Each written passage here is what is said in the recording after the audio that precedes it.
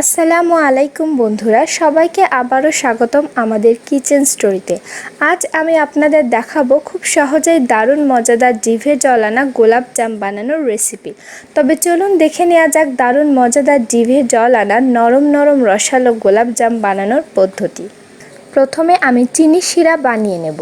এজন্য আমি 1 কাপ পরিমাণ চিনির সাথে 2 কাপ পরিমাণ পানি, 2টি সাদা এলাচ মিশিয়ে জাল দিতে থাকবো।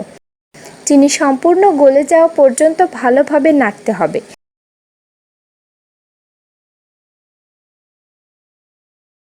এরপর পানি ফুটে গেলে এর সাথে সামান্য পরিমাণ লেবুর রস মিশিয়ে চুলা নিভিয়ে দেব। ব্যাস, আমাদের চিনির সিরাপ প্রস্তুত।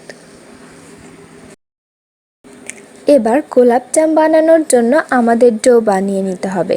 এর জন্য আমি 1 কাপ পরিমাণ গুঁড়ো দুধ, 1 চা চামচ পরিমাণ বেকিং পাউডার, সামান্য পরিমাণ এলাচি পাউডার, একটা ডিম, 1.5 টেবিল চামচ ঘি দিয়ে ভালোভাবে মাখিয়ে নিব। আপনারা চাইলে এর সাথে 1/4 কাপ পরিমাণ ময়দা মেশাতে পারেন, সেক্ষেত্রে ঘি আরও 2 টেবিল চামচ বেশি মেশাতে হবে। এরপর আমি এর সাথে 2 টেবিল চামচ পরিমাণ লিকুইড দুধ মিশিয়ে ভালোভাবে মাখিয়ে ডো তৈরি করে ফেলব। আমি এখানে কোনো চিনি ব্যবহার করব না। দেখুন, আমার ডো বানানো হয়ে গেছে। এবার আমি ডো থেকে এভাবে ছোট ছোট বল বানিয়ে নেব। খুব বেশি বড় বানাবো না, কারণ বেকিং পাউডার মেশানোয় পরে এটার সাইজ আরও বড় হয়ে যাবে। এবার আমি ফ্রাই প্যানে ডুবো তেল নিয়ে মৃদু আঁচে ডো থেকে বানানো বলগুলো হালকা ভেজে নেব। খেয়াল রাখতে হবে চুলার আঁচ যেন খুব বেশি না হয়, তা না হলে মিষ্টির বাহিরে পুড়ে যাবে, আবার ভেতরটাও কাঁচা থাকবে। তখন ভেতরের রস ঠিকমতো ঢুকবে না, আবার মিষ্টিও শক্ত হবে। দেখুন, আমাদের মিষ্টির বলগুলো ফুলতে শুরু করেছে। এরপর কিছুক্ষণ পরপর মিষ্টির বলগুলোকে আমি উল্টিয়ে দিব, যেন চারপাশে সমানভাবে ভেজে যায় আর রঙগুলো প্রায় একই রকম হয়। মোটামুটি 8 থেকে 10 মিনিট সময় লাগবে আমাদের ভাজার জন্য। এবার আমি ভেজে নেওয়া গোলাপ জামগুলো চিনির শিরার মধ্যে ছেড়ে দিব।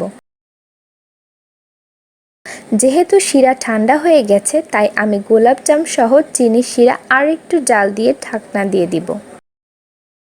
15 মিনিট পর আমি ঢাকনা উঠিয়ে নিলাম। দেখুন, গোলাপ জামগুলো চিনির শিরায় আরও বেশ খানিকটা ফুলে গিয়েছে। আমাদের গোলাপ জাম বানানো হয়ে গিয়েছে। চাইলে আপনি এক্ষুনি খেতে পারেন এই গরম গরম নরম নরম রসালো গোলাপ জাম। দেখুন, বোঝাই যাচ্ছে কতটা সফট হয়েছে আমাদের গোলাপ জাম। এবার আমি মাঝখান দিয়ে কেটে দেখাচ্ছি।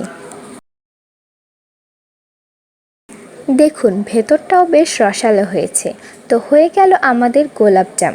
আপনারা বানিয়ে অবশ্যই আমাদের জানাবেন কেমন লাগলো আমাদের এই রেসিপি।